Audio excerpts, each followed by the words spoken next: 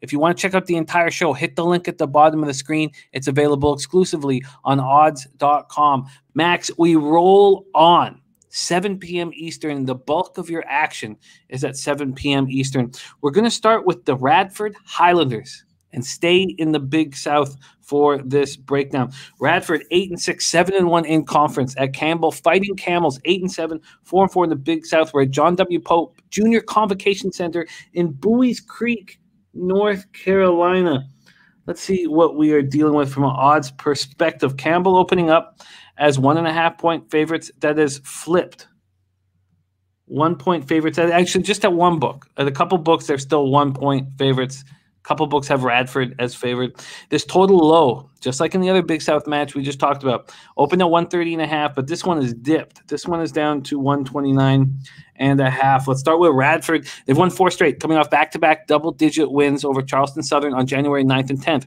They were supposed to play Gardner-Webb on January 14th and 15th, but those games were postponed due to a Radford coach getting COVID and the subsequent contact tracing. Second leading scorer, guard Quentin Morton Robertson, who had missed the past 4 games while quarantining because of COVID-19 protocols, returned to practice on Tuesday of last week. He had been the only player on the Highlanders to miss games this season because of COVID-19 protocols. Radford scores 67 points per game on 45.4% shooting, 31.9% from 3, and 65.9% from the foul line. They get just 11.1 assists per game. They have only one player scoring double digits in Famir Ali, who's averaging 11.2 points, 3.1 boards, 3.2 assists. It is their defense that leads the way strong, allowing just 61.8 points per game. Talk about Campbell. They've won 3 of 4. They're coming off defeating Presbyterian in back-to-back home wins, 48-46 on Thursday and 73-51 on Friday. A talented offensive squad hits 50.8% from the field, 35.2% from 3, but they struggle from the foul line, hitting 65.8%. Cedric Henderson Jr. leads the Fighting Camels, scoring 15 points, 4.3 rebounds a game, and senior guard Jordan Whitfield averages 14.1 points and hits 45.6% from 3. Max, let's roll. Radford, Campbell. Very interesting game that we have here, Jim. This is like eating some pancakes with some dark maple syrup. It's tasty, it's delicious, and hopefully the digestion is nice and smooth. You know what? When I look at this Radford team, let's just put our cards on the table here. I thought that this was a major down year. This was a team that I was going to be able to isolate. I was going to be able to exploit. But that has not been the case. And I believe that is why we're seeing this line flip. I think that with Radford, that 6-2 ATS in conference is standing out. It's in the spotlight. It's in the air. But I'm going against it, Jim. When I look at this Campbell team, you said it. They can get hot from 3. That's what I'm anticipating. This is a team that shoots close to 40% from beyond the arc in conference. And while they do give up a fair amount of second chance points, it's going to be up to Dravon Magnum to be able to exploit that advantage. With Radford, they're usually a dog and they're usually a bigger number. That's when I'd be interested. If Radford was, let's say, a 4.5-point underdog, I'd be interested in taking them.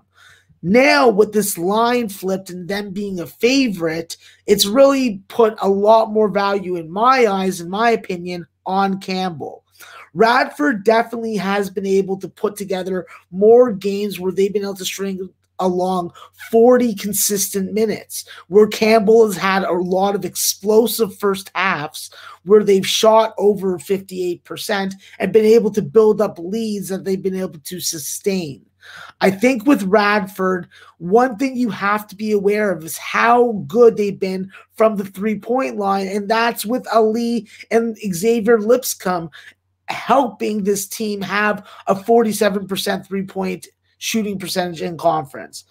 They get to the free throw a lot, and they make volume free throws. They're not going to make 70%, but they're going to score 16 or 17 points there, and that's going to make a difference. I think that if you look at the number, there is a first half identifiable advantage for Radford in the first half. They played better. They've started better. The thing with Campbell is They get a lot of layups. That 50% from the field, it's not taken inside the arc jimmies. They're going to the lane. They're going side to side. They're going east-west. And I think that with this Campbell team, they have some intangible pieces that they can bring off. I look for Austin McCullough to have some advantages against the lack of size in the backcourt for Radford. And although they can be difficult to score against, like we've seen, I do think that this game is going to be more offensively fluid. I think that this is a game that does find its way over. I do like the Josh Applebaum under 130 over system. And by my numbers, this number should have been around 134.5. So to see it go the other way definitely gives me pause, considering the kind of defense we just saw from Campbell and the Presbyterian game. But I do think that with Radford's ability to get high percentage, close proximity shots, and Campbell's ability to get hot from the three-point line, it's a recipe made to go over. So I'll take the over full game, and then I will also take Campbell even at this plus money price. Well, Campbell, I can't – the best line I can get you right now on Campbell is minus 106 at FanDuel. Ooh. 106. The plus – they have a plus 1.5, but that's up at minus 124. Ouch, that's really bad lines. The one at Circa has Campbell -1 at minus 110. So it's all over the map, and FanDuel has yet to change. So FanDuel has the money line at minus 106. Is this something that we want to wait on?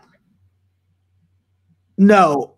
Actually, I think that we should wait. I think that with this line, obviously looking towards Radford, we probably wait on it and we make a move in the morning. But we take the over now. And this over has dropped to 128.5 over at FanDuel. Yeah, I still like that. All right, let's move on that right now. Over 128.5 at minus 110. And we are going to wait on a money line spot. Wait till we get a plus number beside it?